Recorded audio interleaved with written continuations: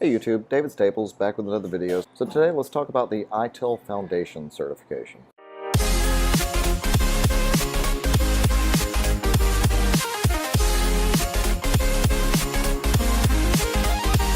So the ITIL Foundation certification is a certification from a group called Axelos. You might have also seen Exin, E-X-I-N, as a group that's been involved with this.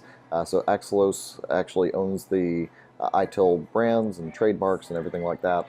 Exin's been around for quite a while with ITIL as well, but ITIL is essentially a IT service management type platform, and that's where you'll also see the acronym ITSM. So if you're watching this, chances are you're interested in becoming ITIL Foundation certified, right?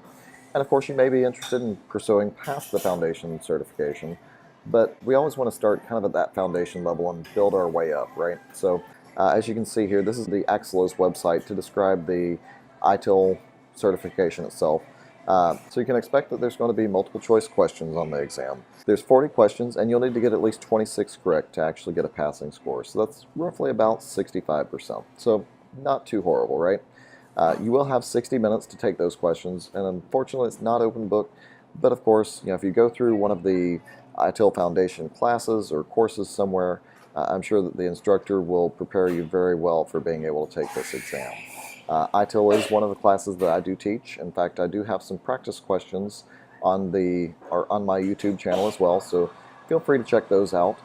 There should be a link at the end of this video, so be sure to click on that, and feel free to go through some of those practice questions if you think you're looking at taking the exam soon, or if you're just interested to see what types of topics might be on the exam. And so then we take a look at the syllabus just to kind of see what is actually on the exam. So the ITIL Foundation is basically for people who are interested in deploying service management to their own organization. So what is IT service management?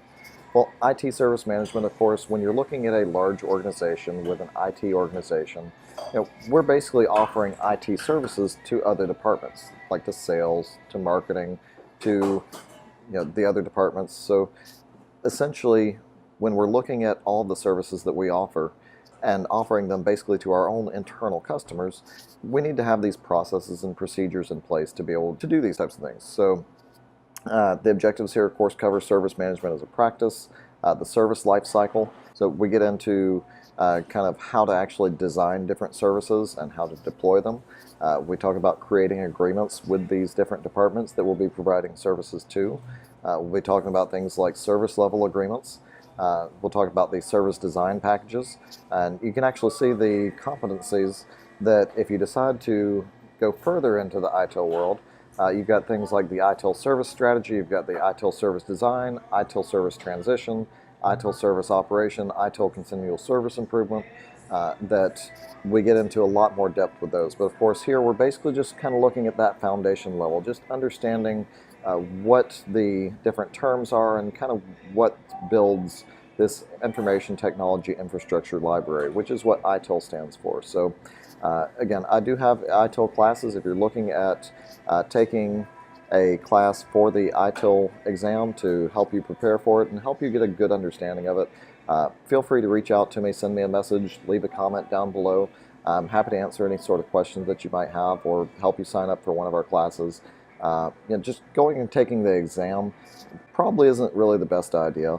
And I say that because people should really get a good understanding of how this stuff works and what it is, if you're really going to truly deploy this in your organization. Just taking the test and passing a certification doesn't really give you the good knowledge that you actually want to be able to use this information. So I would heavily recommend going and taking a class, taking a course with a qualified instructor who can basically kind of walk you through the different things that we really want to use in our organizations.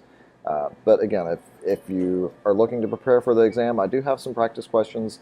I'll put a link at the end of the video here in one of the end cards, and feel free to leave any comments down below again if you've got any questions, comments, concerns. And in the meantime, feel free to click on that like button down below if you like this video, and if you don't like it, click on the thumbs down. But be sure to also subscribe to my channel. That's what helps me to continue to put out the quality content that I continue putting out, perhaps week after week, month after month as I have time. And hope you guys have enjoyed it. But in the meantime, you guys take care and look forward to seeing you in a future video.